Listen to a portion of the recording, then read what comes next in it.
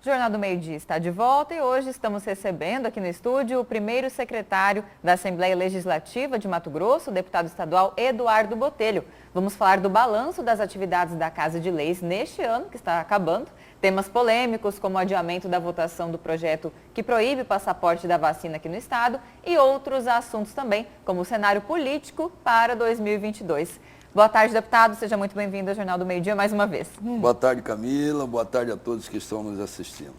Deputado, sobre o balanço das atividades legislativas, eu gostaria que o senhor destacasse alguma lei sancionada, um projeto de lei de sua autoria que o senhor considera, assim, talvez o mais importante no atual cenário. E também, em contrapartida, gostaria de questioná-lo por que tantas CPIs na Assembleia Legislativa estão atravancadas, em especial da Energisa, criada lá em outubro de 2019, e que à época o senhor, apesar de não fazer parte da Assembleia, né, da comissão da CPI, porque o senhor disse que ela tinha sim que ser criada, aberta, tendo em vista as extensas, né, as milhares de reclamações em relação ao serviço prestado pela concessionária.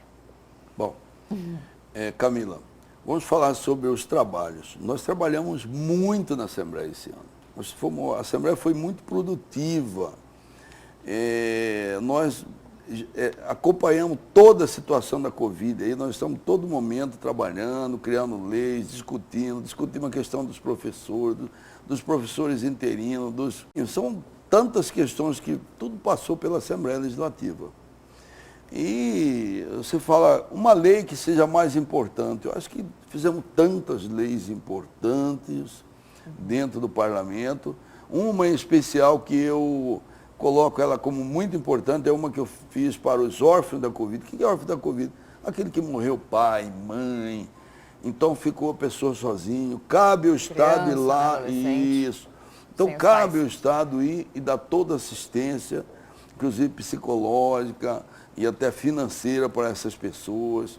Então isso eu coloco como muito importante. Essa lei foi sancionada? Foi sancionada. E também eu coloco uma lei importantíssima, que é a lei do fundo de aval. Nós tínhamos recurso para colocar na MT Desenvolve. Um recurso muito pequeno, algo em torno aí de 50 milhões. Isso daí, na atual circunstância que estava, é um pingo d'água numa chapa quente. Então, não foi só colocar lá, acabou. Aí nós idealizamos o fundo de aval.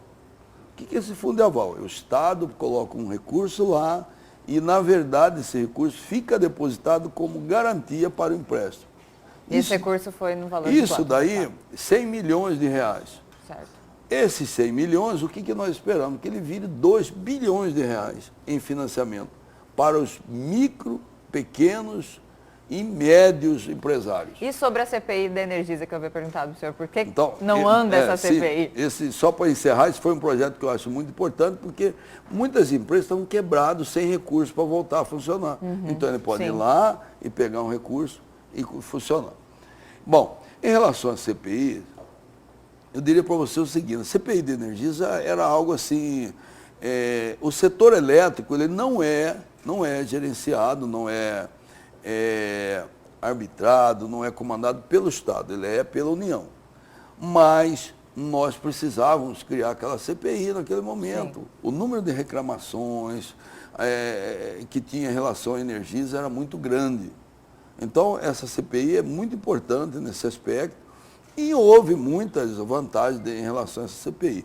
Uma delas foi a negociação para baixar o ICMS da energia, que foi feita aí pelo governo do Estado, intermediado pelos deputados estaduais.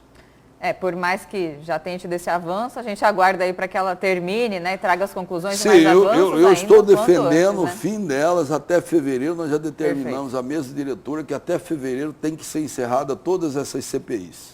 Deputado, e sobre uma questão bem polêmica, o adiamento daquele projeto de lei de autoria da deputada estadual Janaína Riva, que proíbe a exigência do passaporte da vacina. Exatamente. Ele chegou a ser discutido na semana passada, na Assembleia, foi adiado, vai ficar só para o ano que vem, é isso? O que aconteceu? De fato, é a Secretaria de Saúde que tem a iniciativa de determinar a obrigatoriedade ou é a Assembleia? Olha bem, Camila, primeiro eu vou falar para você por que foi adiado. Perfeito. No meu entendimento, esse adiamento não poderia ter acontecido, não poderia ter ocorrido, ele tinha que ser votado. Por quê? Porque é o seguinte, o projeto, quando ele está em fase de votação, você não pode mexer nele. A menos que tenha 15 assinaturas. Então, ele não poderia ser mexido, tem que ser votado. E foi? Então, Há um substitutivo. há um substitutivo. Esse substitutivo não poderia ter sido incluído. Porque o regimento diz, pode-se fazer emendas substitutivas, alteração no projeto, pode-se propor em qualquer fase de votação, não em qualquer fase da tramitação, não em fase de votação. Então, se ele está em fase de votação, não pode. Então, está errado. Mesmo assim, a votação então, foi adiada. Foi adiada. Então, eu acho que agora, na primeira semana que nós vamos ter sessão, dia 4. Dia 4 de janeiro? De janeiro. Esse assunto tem que voltar e tem que ser votado. O senhor é contra ou a favor? Não, eu vou votar com a deputada Janaína proibindo o passaporte da vacina. Porque, veja bem, eu acho que o passaporte da vacina, ele só é eficaz em alguns casos. Por exemplo, no comércio. Você acha que o comerciante vai ficar lá na porta, apresenta seu passaporte aí, se você está vacinado, você não vai entrar. Não vai. Então, é algo que não vai ter resultado nenhum. Uma igreja, o padre, o pastor, ele vai ficar lá na frente pedindo passaporte. Você não pode entrar para rezar, não, só se tiver vacina. Também não vai acontecer. Então, são coisas assim que não tem efetividade nenhuma, então não tem sentido. E afinal, deputado, se todo mundo se vacinasse, né? Agora, é o que a gente espera para agora que passaporte, é bom né? que você colocou, Camila, tem que se vacinar. Gente, bota na cabeça, tem negacionista aí que acha que a vacina... Vocês acham que está diminuindo o número de casos? Por quê, gente? É porque está sendo vacinado, então não dá para entender que ainda tem alguns negacionistas aí que falam contra a vacina. Deputado, a gente tem pouco tempo, quero abordar ainda 2 assuntos. Em relação àquela novela do julgamento da ação direta de inconstitucionalidade, que pode provocar, né, o seu retorno à presidência da Assembleia. Não foi, né, feito o julgamento, apesar do senhor ter solicitado isso. E aí, o senhor acredita que ano que vem vai haver esse julgamento, o senhor vai retornar? Esse atraso, né, em relação ao julgamento por parte do STF compromete os trabalhos da Assembleia? Não compromete os trabalhos da Assembleia. Agora, é bom que se diga, né? O julgamento está paralisado, mas já teve 6 assembleias que teve julgamentos concluídos.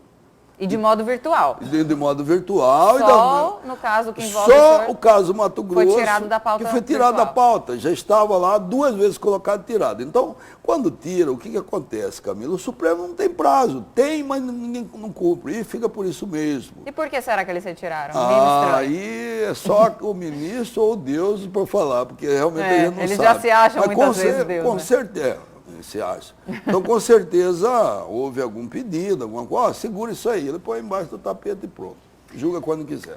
Deputado, em relação ao seu futuro político, o senhor vai permanecer agora no União Brasil? Houve a fusão do DEM com o PSL. Qual o principal passo aí em relação a isso? Então, Camila, nós estamos trabalhando, porque o que acontece hoje no processo eleitoral? Com o fim das coligações, ficou muito complicado. Os partidos que não tiver número de candidatos bons, porque pode ter número, mas não ser bons, ele pode não conseguir o coeficiente para eleger candidatos. Nós, por ser um grande partido, União Brasil, Sim. passa a ser o 2º maior partido, inclusive, em recebimento do fundo partidário. Sim.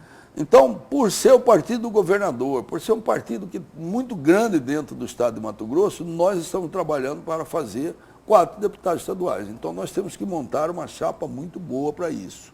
Uma chapa federal, uma chapa com nomes possíveis para ser candidato a senador, candidato a governador ou a vice-governador. E o senhor pretende continuar a se filiar à União Brasil? Nós estamos, inclusive, nós temos agora, nesse momento, eu estou saindo daqui, estou indo para lá, para um almoço com o governador Mauro Mendes, com o senador Jaime Campos, com o Cidinho, com o nosso presidente Fabinho, Aécio, Dilmar Dal Bosco, Júlio Campos, para nós discutirmos o que nós já temos de número de candidatos, de possíveis candidatos a candidato, como que está, se nós precisamos fazer mais convite, trazer mais gente, nós precisamos... Essa é uma análise, um balanço que nós vamos fazer agora nessa reunião. Então, mas o partido continua e o partido vem forte aí.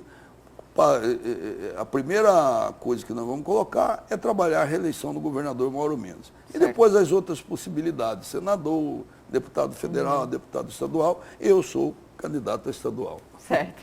Deputado, obrigada pelas informações prestadas aqui no Jornal do Meio-Dia e uma boa tarde. Obrigado, Camila. Feliz Natal a todos os mato-grossenses, a todos vocês. Um feliz ano novo e Deus abençoe a todos. Amém, isso aí.